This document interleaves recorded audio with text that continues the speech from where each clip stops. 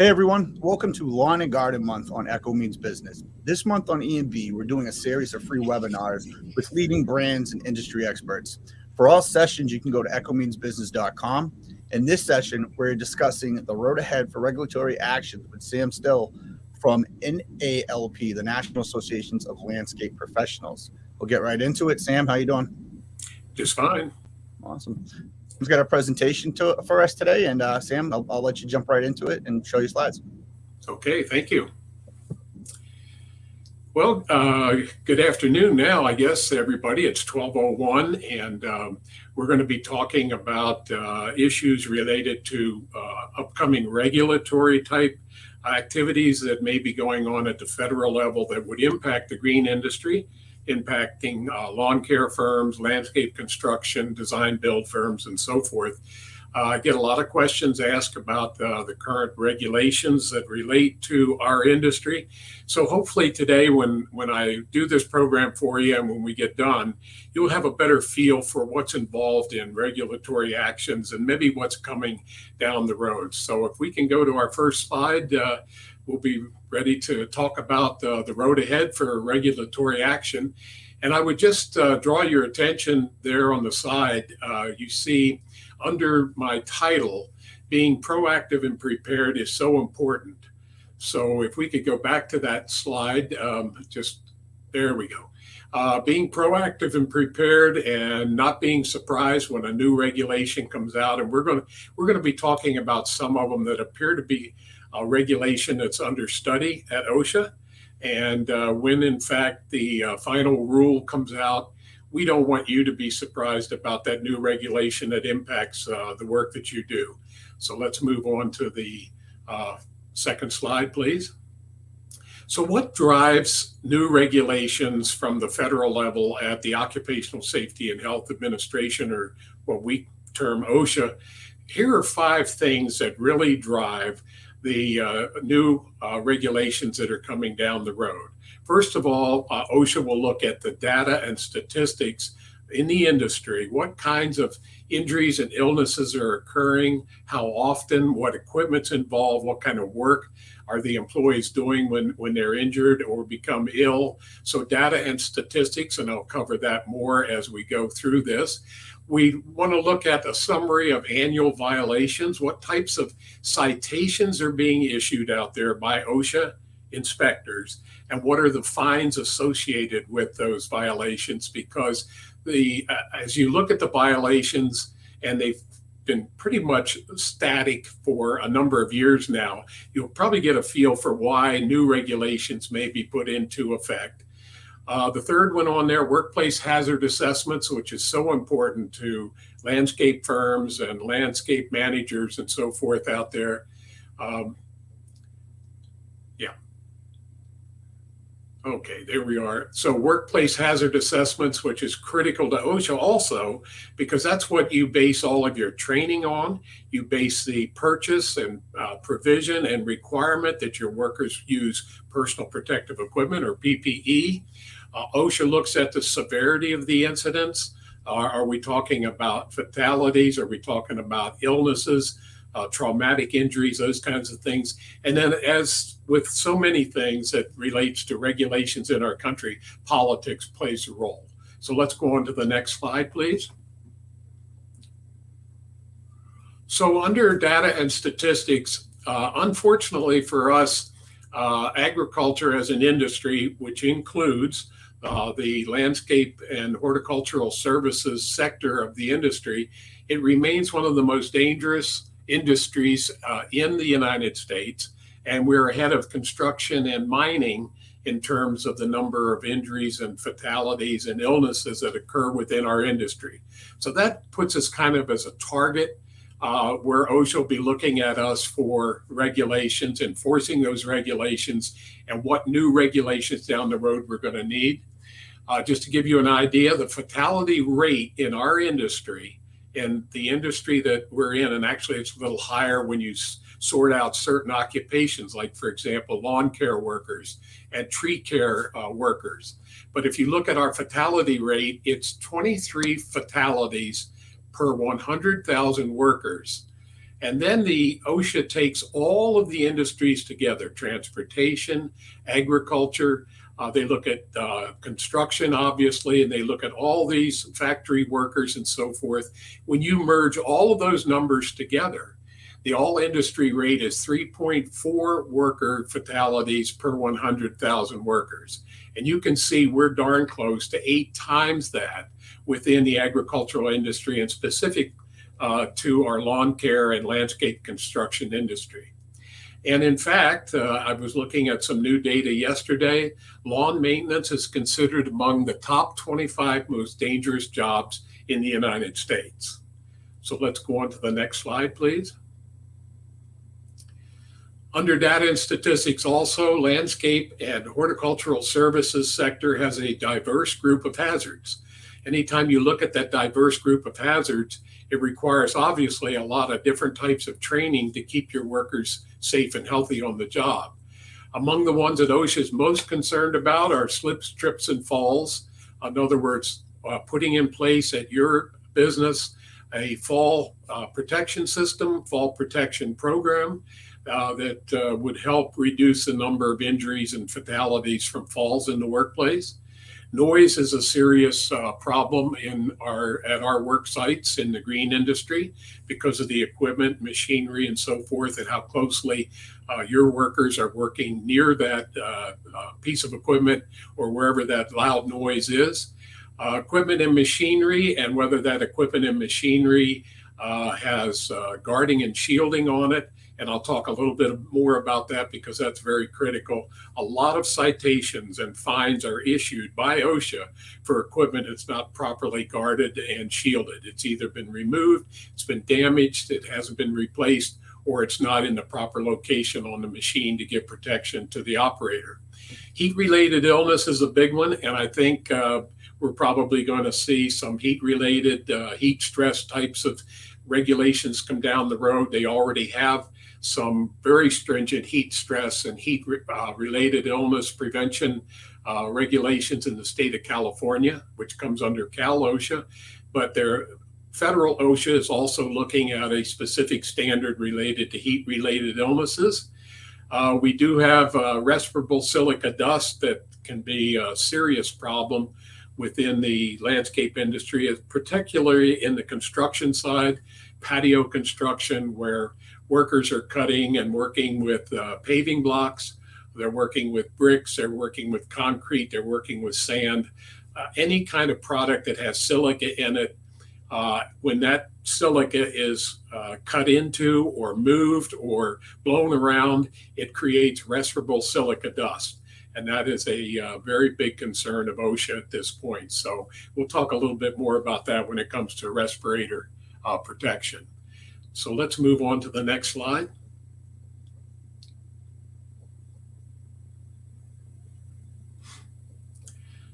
This is a summary of some of the most often cited violations. I would just mention to you that once a violation is received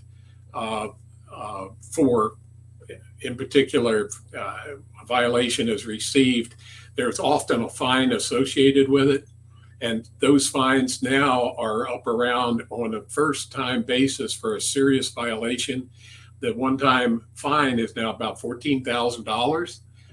If you had, for example, under this first one, personal protective equipment, not providing it, not purchasing it and providing it to your workers and requiring that they wear it, is written up a lot during inspections by OSHA inspectors who come in. So PPE is a very critical one. And OSHA has specified that the purchase of all personal protective equipment, with few exceptions like steel-toed shoes, for example, all other eye protection, hearing protection, head protection, respiratory protection, it's responsibility of the employer to purchase it based on what you found were the hazards that your workers would be exposed to, which we mentioned in a previous slide. And then you want to make sure that your crew managers, your crew leaders, and your management team be assured that the workers are actually wearing it and wearing it properly. So PPE shows up a lot. It's one of the most often cited violations that OSHA issues in our industry.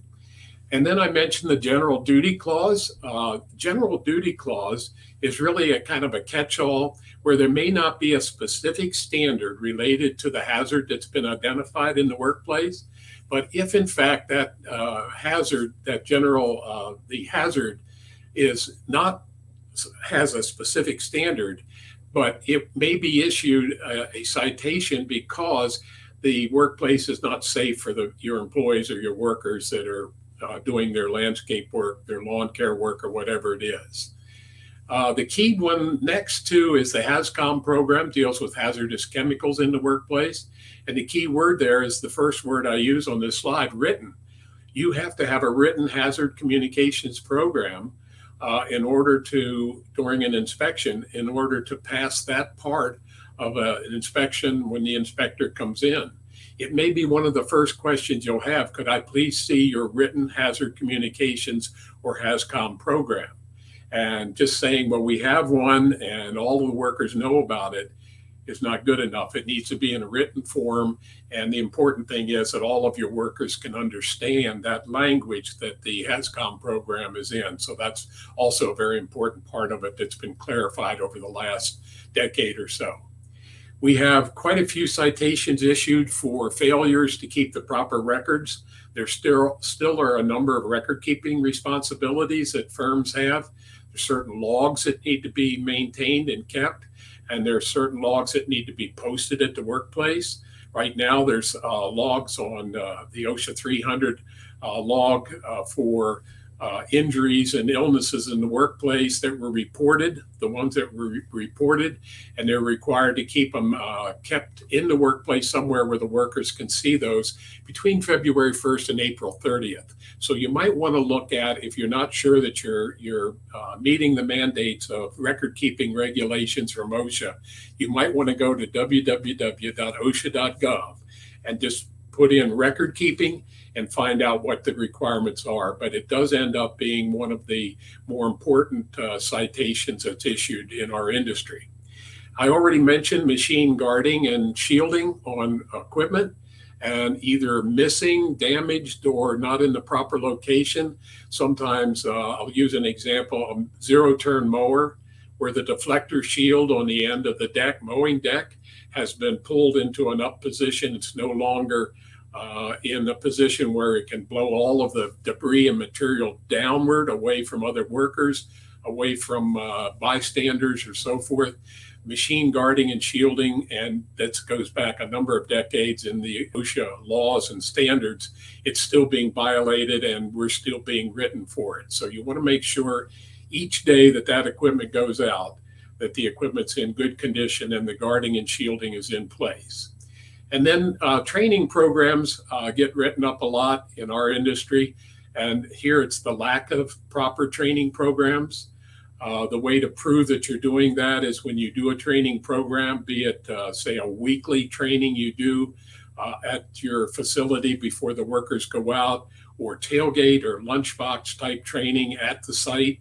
Make sure everything is fully documented so that if you have an inspection, your training programs have been fully documented to include who was trained. In other words, the workers sign a sheet, the documentation sheet, what the topic was that they were trained on, when it was done, and who the trainer was. And then make sure you maintain those training records in your files for, I would say, at least 3 years, maybe preferably 5 years, so that you can prove that you are doing training in the areas where the hazards that impact your employees have been identified, prioritized, and the training is being done. So if we could go on to the next slide, please.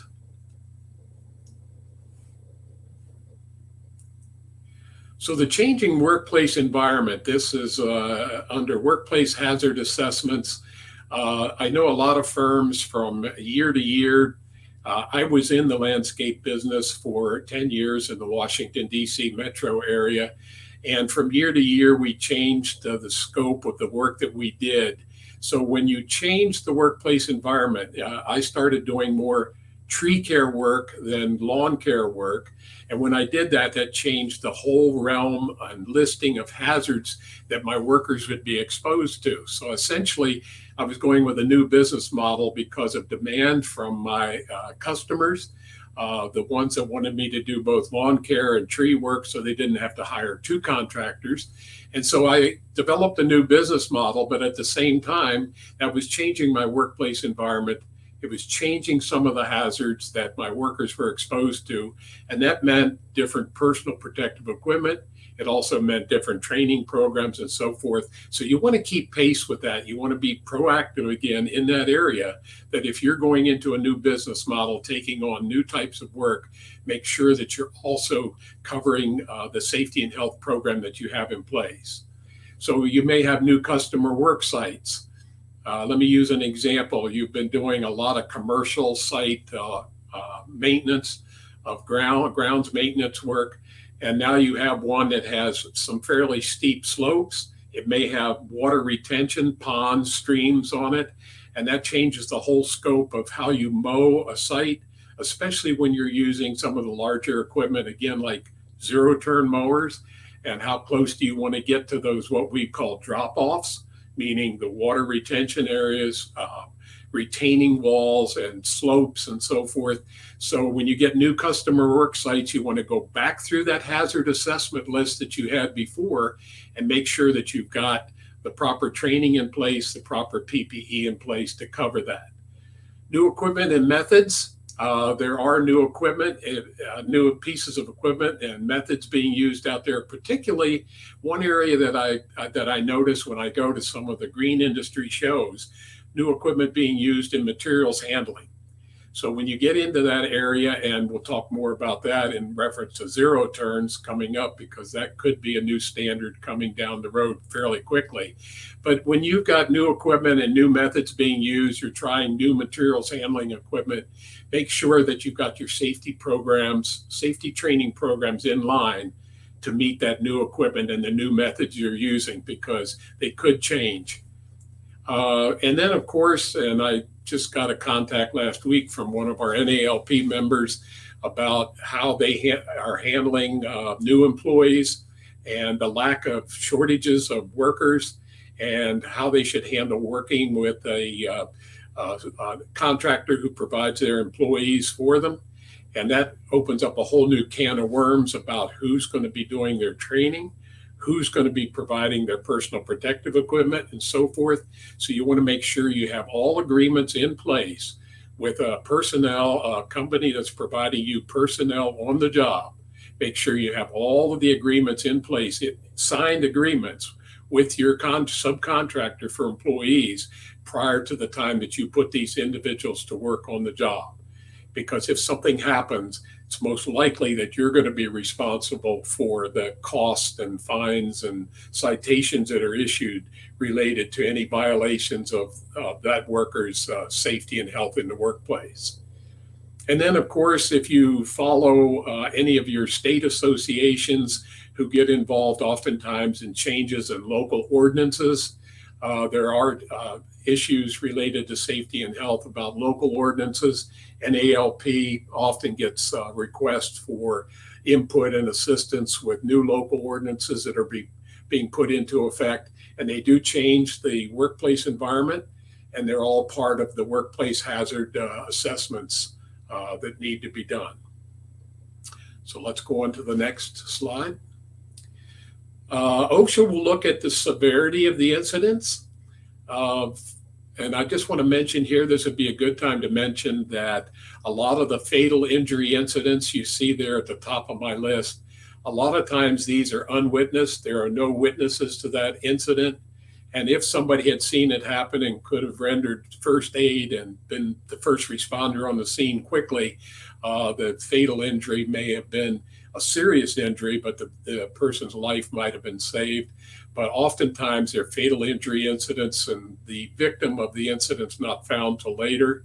OSHA, it looks very closely at incidents involving amputations and loss of an eye. And on these three, let me go back to fatal injury incidents. Once you know of a fatal injury incident to an employee within your firm, you've got 8 hours to notify the local or regional OSHA office about that incident. and you can be cited for not providing that timely report to the OSHA office. So again, it's 8 hours for a fatal injury incident that occurred while the individual, a victim, was your employee at your job site. And then under amputations and loss of an eye, you have 24 hours to report either of those to the local or the regional OSHA office. And in fact, fatal injury incident will probably trigger an inspection fairly quickly. Amputations and loss of an eye type incident may also trigger an inspection based on those types of injuries. If you have multiple injury collisions, and what we're seeing is OSHA is interested in it, but usually it's the Department of Transportation that gets involved in multiple injury or fatality collisions. Your vehicle's out there taking your employees to a job site, typically pulling a trailer with the equipment they're going to be using. And unfortunately, there have been a rash of those within the last several years. And OSHA's taking a very close look at these multiple injury collisions and incidents involving your work vehicles. And then I've already mentioned long-term exposures. And the reason why I've singled these out under severity is once you've suffered injury to your hearing, usually that's permanent. And once you've had employees that have been subjected to respirable silica dust, a lot of times the injury to the lungs is permanent. But these things occur over long term, and noise, the loss of hearing through occupational exposure is often something that can't be, you can't get that. You can obviously go to hearing aids and so forth, but with noise and silica dust, they're of concern to OSHA because usually the long-term exposures result in permanent injuries or illness. Okay, we can go on to the next slide. So here's the politics of this whole thing that's one of the driving forces behind new regulations.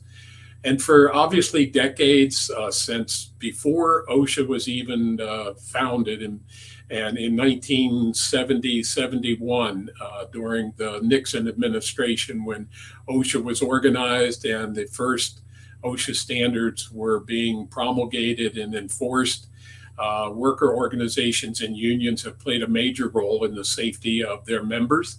And so politics, I put that under the politics category, but it's obviously something that's very important to worker safety and health, what the unions and worker organizations have done through the years to protect their workers. There is a recognition of underserved populations in our industry. This recognition goes back probably when I first started teaching the OSHA HAZCOM program back in 1988. There was concern then that there were underserved populations of, in the industry I was studying, of workers from Mexico, Latino workers who weren't getting the proper training and certainly weren't getting their training in a language that they could understand. So politics, I place it under the politics, but it's certainly important to those workers who were working under conditions where they really didn't understand how to protect themselves from the hazards they were exposed to. And then depending on usually, and I will not single out individual political parties, but oftentimes with the party that's in the White House at that time, there's either more activity in promulgating and putting out new standards from one party versus another party. At the current time, we're more likely to see an emphasis on employee safety and more regulations. And then at other times, depending on the political party that's in the White House, in control of Congress, we're likely to see less emphasis on employee safety and health. So I list that under my politics category. But right now, I think, and as you're going to see from several slides I have coming up, there is renewed interest on putting more employee safety and health standards into effect. And I'll kind of run down the list of the ones that I see that we're going to see more of. So if we could go on to the next slide, please.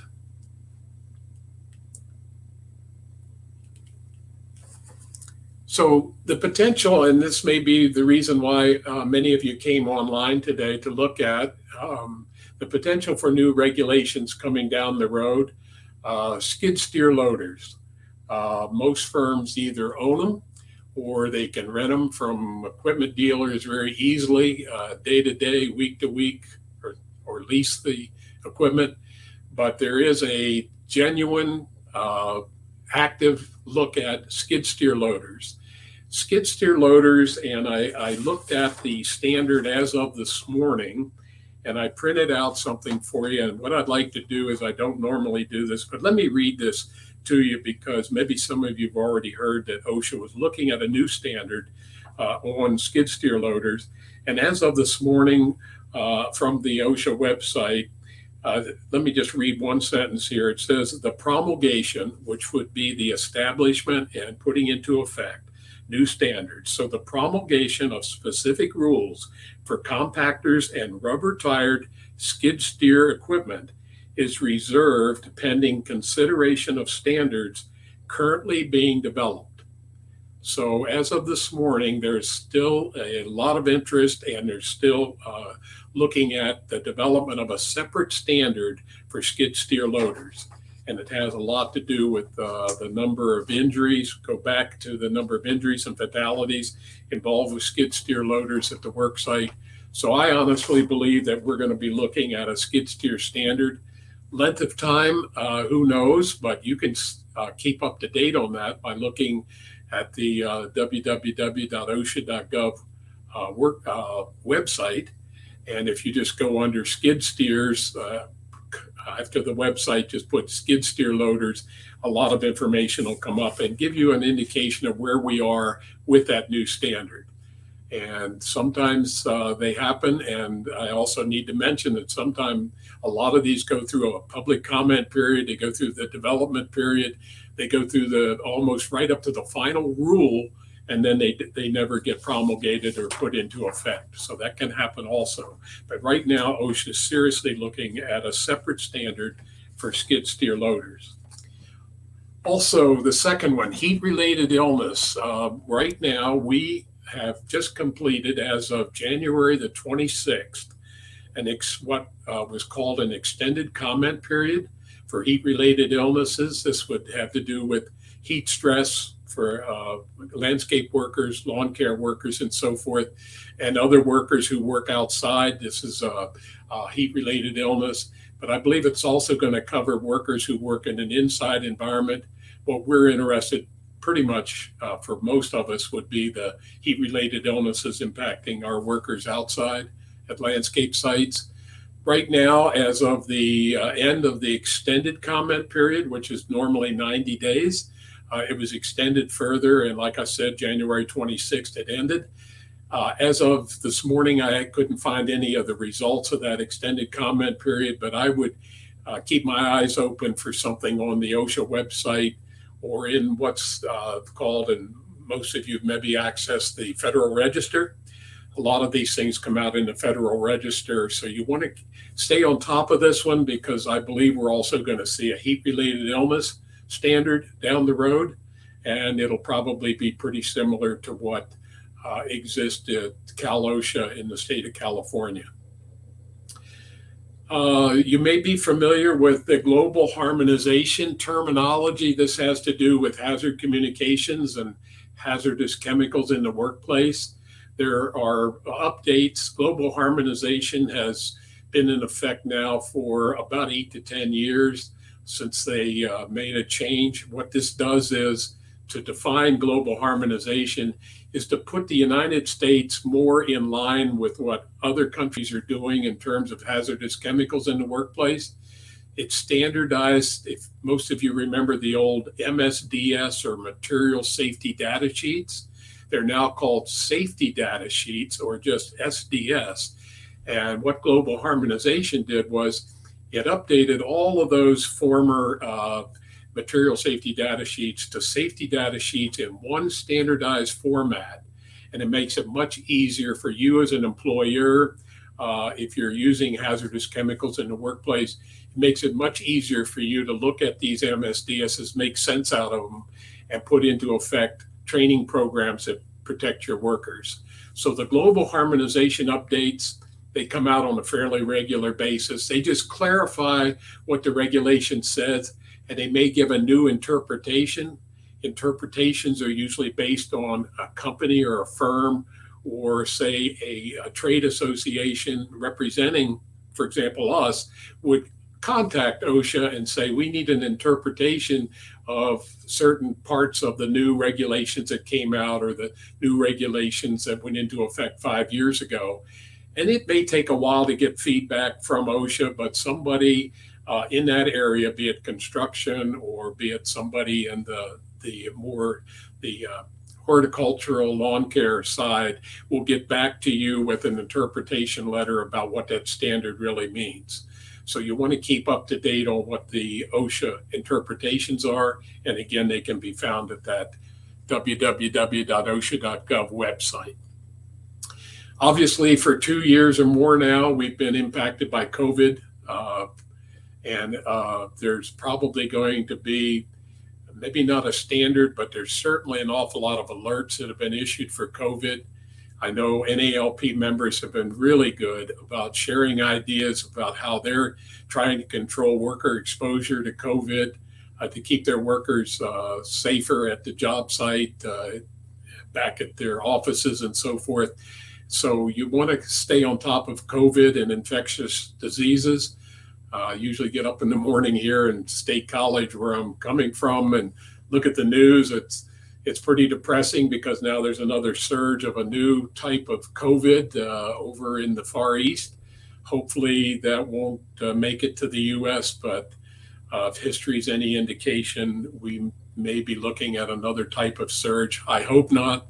That's not my field, my expertise area.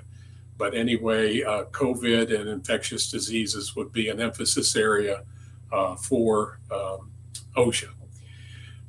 And then recently, as late fall, early winter, as an OSHA instructor, I'm required to take update training every 3 years or so.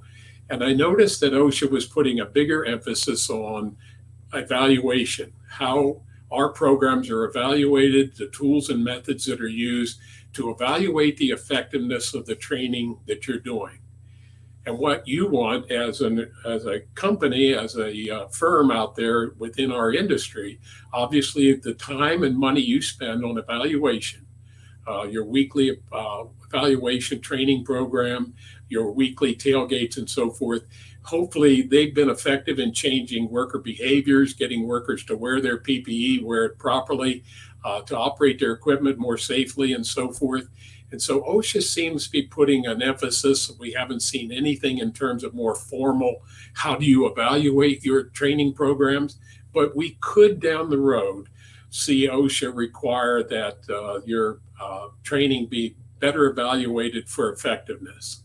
Like I'm required now when I do an OSHA program online or what's called a video conference, I'm required to submit 3 different levels of evaluation about the students who attended my program. What did they know when they came into the program? What did they know when they left the training program?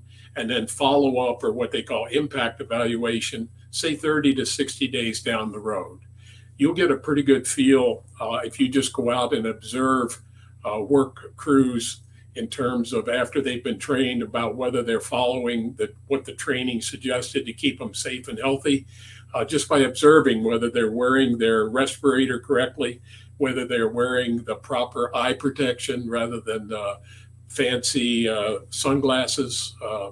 So anyway, evaluation tools and methods could well be something that OSHA is going to require us to do a little bit better job of. And then just recently, if you go on the OSHA website, there are a number of references now to employee retaliation or employer retaliation against employees who either refuse to work at a work site because of the dangers involved, at least the dangers they perceive. So there's a lot of clarifications at OSHA right now that have been issued about clarifying all of their standards and requirements within their standards. They do have requirements that say that a worker can't be retaliated against. And there's a whole list of things that are considered to be retaliation, that a worker can't be retaliated against for refusing to work or drawing attention to an unsafe condition. And if a worker has a near miss, close call type incident, I think I would encourage them to get back to management, let their crew leader, crew manager know about that close call. And those types of things are very important to the industry, and keeping this whole area of retaliation and what's going on to a minimum, so that you don't get an inspection because of a complaint for retaliation from one of your employees. So let's go on to the next slide, please. So here's a summary of some of the driving force things we talked about today and how this process works.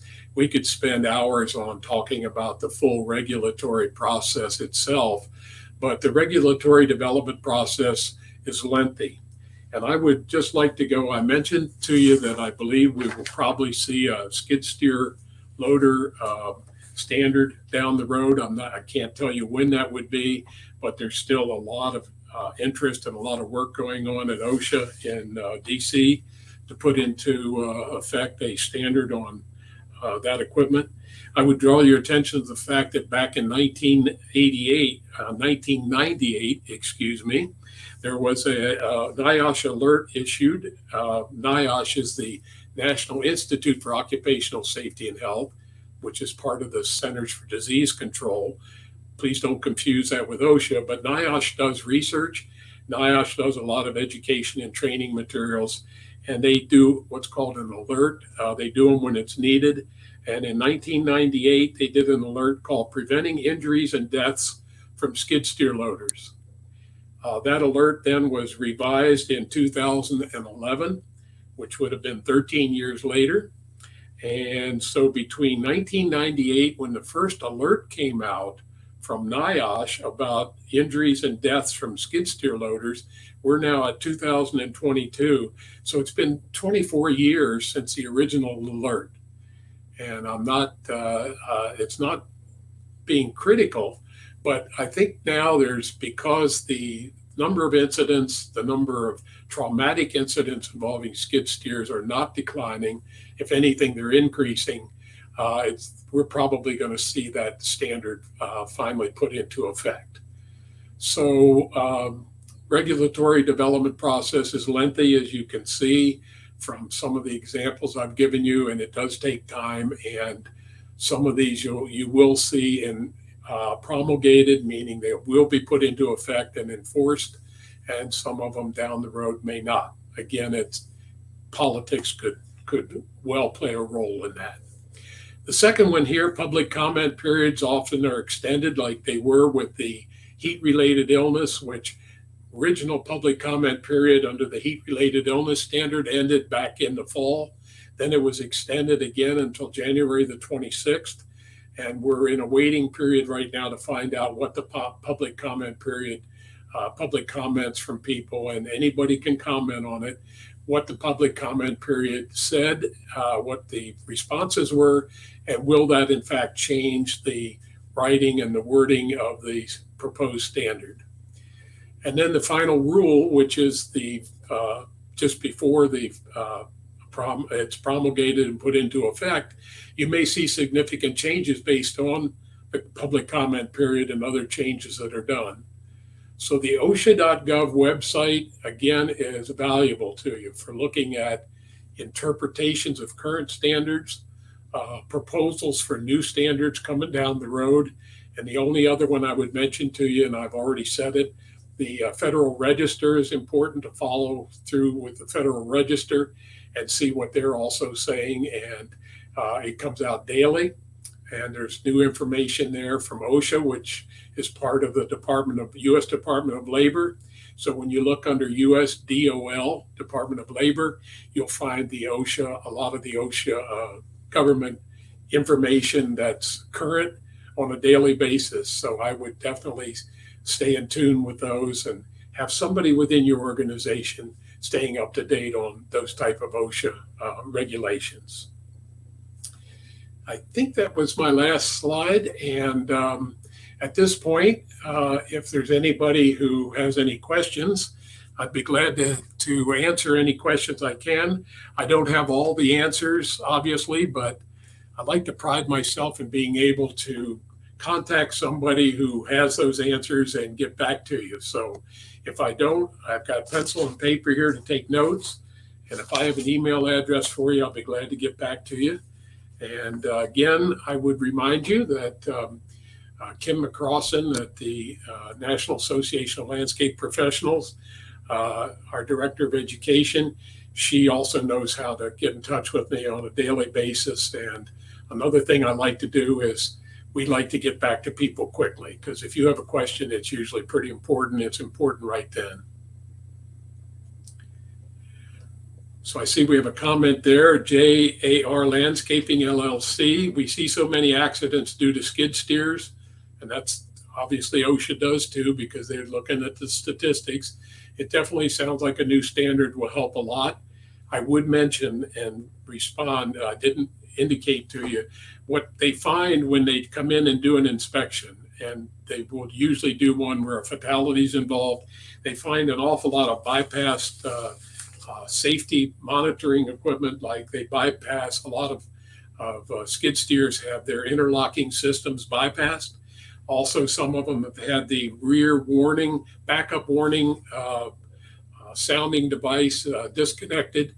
And that's why so many of those incidents are related to those bypassing type incidents, bypassing the safety engineered equipment that was put on the skid steer. So that becomes a big problem. And when OSHA finds that during an inspection, the fines can be significant. Oh, Sam, I just want to jump in on the skid steer conversation. In Massachusetts, you have to hold a hydraulics license in order to operate even a skid steer, to rent it, to borrow it. And again, even with that standard in Massachusetts, there's still loopholes where guys will go to New Hampshire where you don't have to be licensed and they'll drive it into the state. Does that standard maybe include some tough test moving forward, or is that just to the point where the training per entity would have to be a little stricter through companies? You broke up there just a little bit towards the end of that. Can you just give me the end, Josh, of what you just said, please? Yeah. So would the standard pertain to the companies having a stricter training policy, or would it be more of the licensing through the state? The bottom line, Josh, is that it's going to be the company. The company is going to be the responsible agent, the responsible organization. They're the employer. They're the ones that have to enforce. Massachusetts, I think, is an OSHA plan state. Is that correct? Yeah. Okay. And that when I mentioned the heat stress, heat-related illness standard in California, California is an OSHA plan state also, and they call it Cal OSHA. But in Massachusetts, back to your question, it's going to fall back on, and almost always does, the employer. What did you enforce that in terms of local standards, state standards that were in place, and certainly, obviously, the federal standard. So the employer is going to be responsible if something happens in the workplace. And if it's a fatality, like I indicated to you, it's most likely going to trigger an inspection fairly quickly. And then the whole process of issuing citations and fines and so forth will follow after that. So does that answer your question? Does that kind of get to the, So again, the employer is going to be the responsible party. Yeah. It seems like it always comes down to it in general. I've had colleagues in trouble with guys that aren't licensed in the state. They were fined. Obviously, OSHA had come into the picture, and they found a few other violations, and the fines weren't paid off. Probably about $20 or $30 worth of fines. I want to jump into. Can I interrupt you for just a second? Go ahead. You said something there that's also critical in terms of an inspection. If the inspection is about a fatality involving skid steer, say for example, or multiple injuries due to a skid steer incident or any incident, OSHA, when they come in to do the inspection, can actually inspect for anything else. So if they were to walk through the shop, Let's say, for example, Josh, the machine that was involved in the incident is now stored in the shop area. And they go in, do an inspection. They're looking for bypass equipment and safety equipment and so forth. And they spot a grinder, for example, on a workbench that doesn't have the proper tool rest or the guarding and shielding on it. That's fair game. And they don't find a fire extinguisher in there that's in a location that workers can access easily. That's fair game. So any other violations beyond what they came to look at is also fair game. And something you said triggered me to remind all of our listeners and viewers that they need to be aware of that. And regulations and standards in place now are available on OSHA.gov, OSHA.com right now. Excuse me? All those regulations and standards that are in place as of today, those are available to review on OSHA's website? Yes, they are. Absolutely. Okay. It looks like when you print all of that out, because I just went through my update training to be an OSHA trainer, it looks like a huge metropolitan phone book. It's massive. And it's broken down. Something I should mention, the standard is broken down for our industry. We have to comply with two standards. One is the 1926 construction standard, and that applies to companies that do more landscape construction, design, build, patio work, and so forth. And then the other standard is the standard that's the general industry standard. And that one applies more to lawn care firms, those doing maintenance and so forth. So you've got the construction standard and the general industry standard, and some companies have to comply with both. Okay. I want to ask one more question.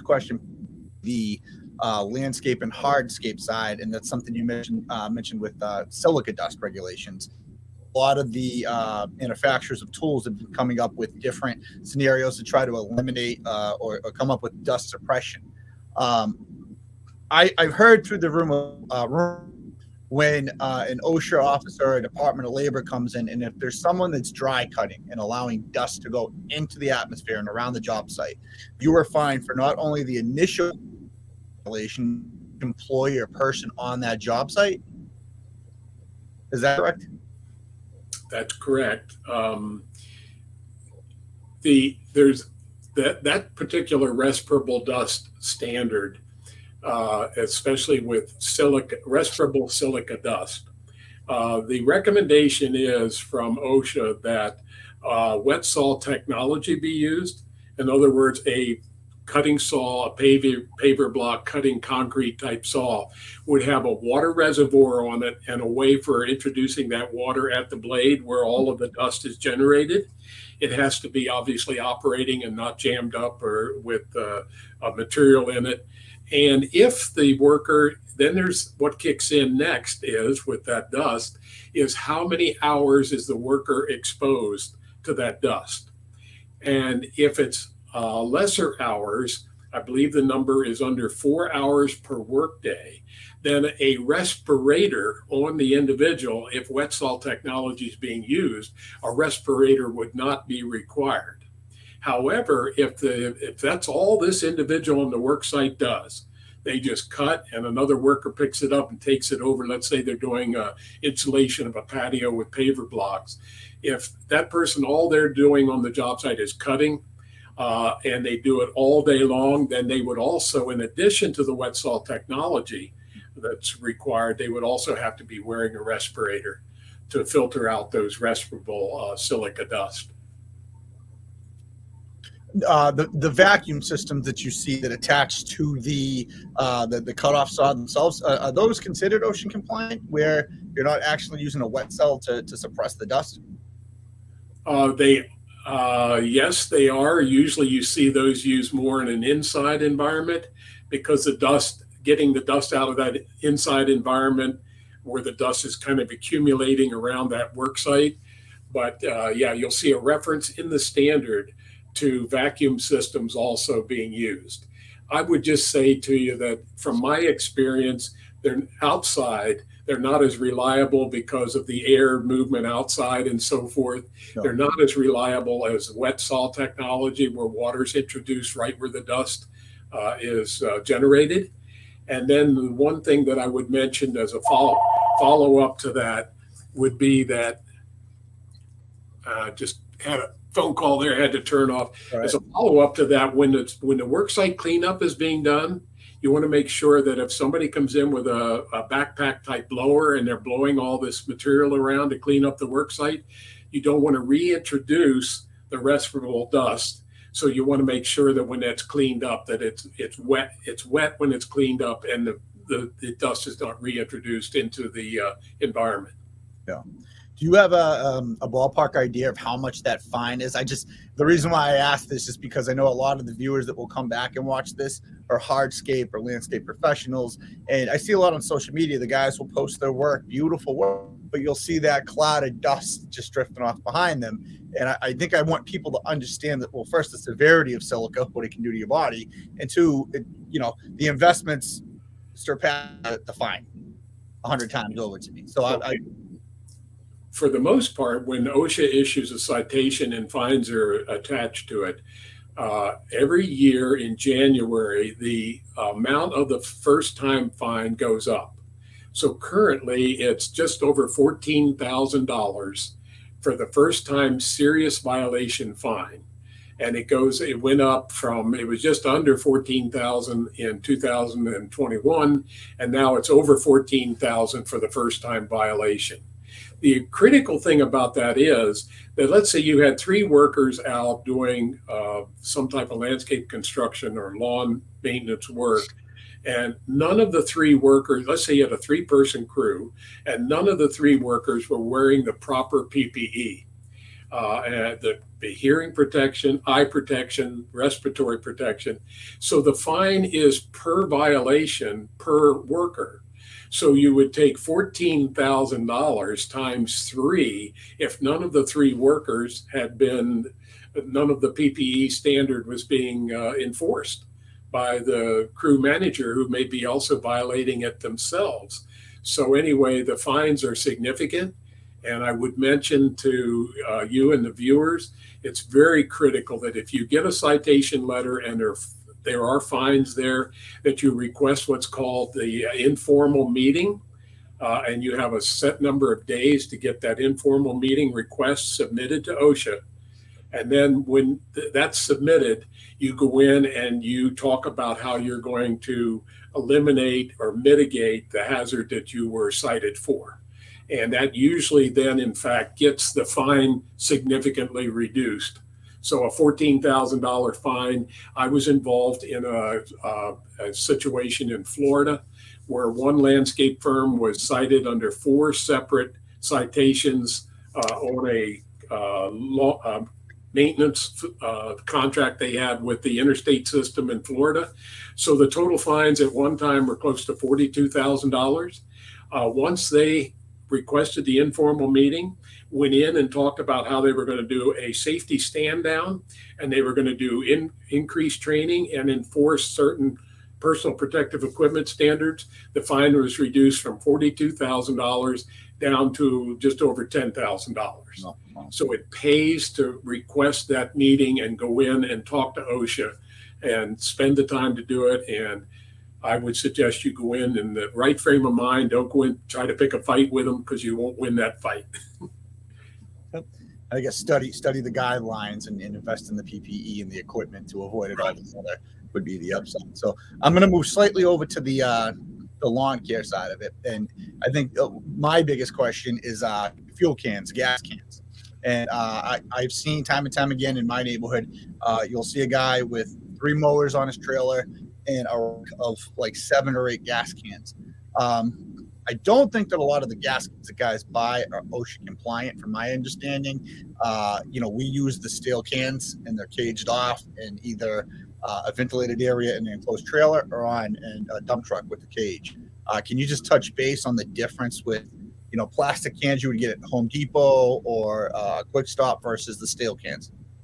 Okay, well, OSHA follows NFPA, the National Fire Protection Association standards for this, and you'll see it right in there in the standards that they have in construction and in lawn maintenance.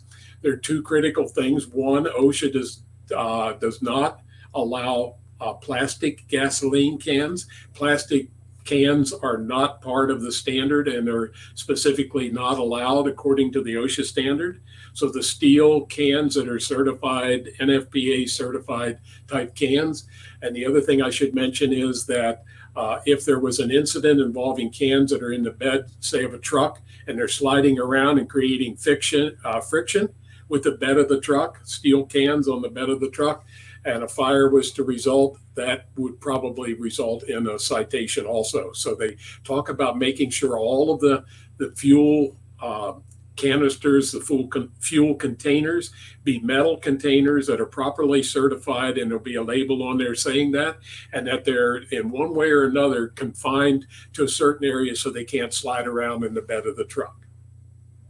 All right, now, and if, let's say, a company was on a commercial site, OSHA comes in to investigate something on that commercial site, and they notice that this lawn care company a ton of open gas cans or gas cans in the bed, are they able to approach that person? Because I see that as a realistic possibility that OSHA could be at a job site for one thing and then identify this. Yeah, specifics to it in terms of, you mentioned open gas cans or containers. I could see if they created a hazard for the workers in that crew or people nearby or so forth. That's kind of, Josh, where the standard kicks. There's another standard called the general duty clause, and that typically ends up being either number 1 or number 2 on our citation list every year. It covers everything that's not covered by specific standards, and I could see a company being written up for that. It's important to make sure that when the individual is refueling, the standard talks about suggesting, I don't think it's a requirement, but recommending that the equipment be allowed to cool for 5 minutes or so before refueling is attempted. I don't know whether in your firm or not has commercial size zero turn mowers. Usually the tanks are large enough that if you fill them in the morning, they're going to last most of the day. So refueling is not something you do on the job, but maybe for smaller equipment, you have to refuel during the day.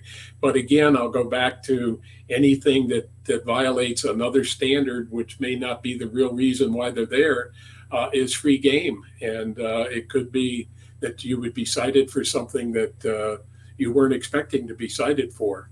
And keep in mind that general duty clause. Information. I think a lot of people are going to get some value out of that because, like I said, I've seen guys with 10 to 15 5-gallon gas cans driving up and down the street, not secure, and that was one of the important things, because I know a lot of guys tend to use, a lot of the companies they see on social media, they'll grab those cans just because of the efficiency of them, but obviously steel cans are the way to go, safer, and it's within the guideline. Yeah, and I just would go back to, if something I've said today was not really clear to anybody that was part of the program today, make sure you use that www.osha.gov website. I just referred to the NFPA, for example. And then there's certain ANSI, ANSI standards. They're all in the OSHA standard and references to those. And the ANSI standard applies to things like eye protection, for example. There's an ANSI Z87.1 that should be on all protective eyewear that's approved for use in work sites.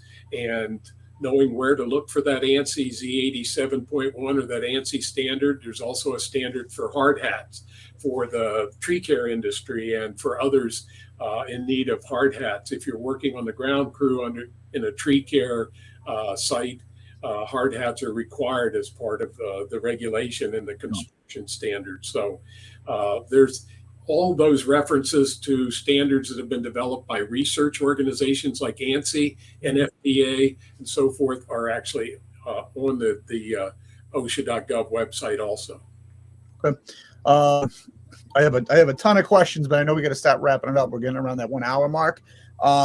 Could you just drop maybe the websites or addresses where you wanted to reach out to you or one of your colleagues to answer any questions that weren't answered on the forum? They can reach out? Yeah, obviously the www.nalp.org website. And specific name, Josh, Kim McCrossan is our education director, and she's the individual that I coordinate all of my training programs with. And Kim will get me within a very short period of time any responses that people may have. All right, perfect. And guys, you can also follow the NAL program and feeds up there with some tips and some shows. Thank you for joining us today. Don't forget to follow Echo Means Business on IG and Facebook. Visit Echo Means Business for all the sessions, and we'll see you at the next one Tuesday when they talk about tool and maintenance with Corona tools and solving plant problems with proven winners. Sam, thank you so much for joining us today and putting out all this value you did. Thanks, Josh. No problem.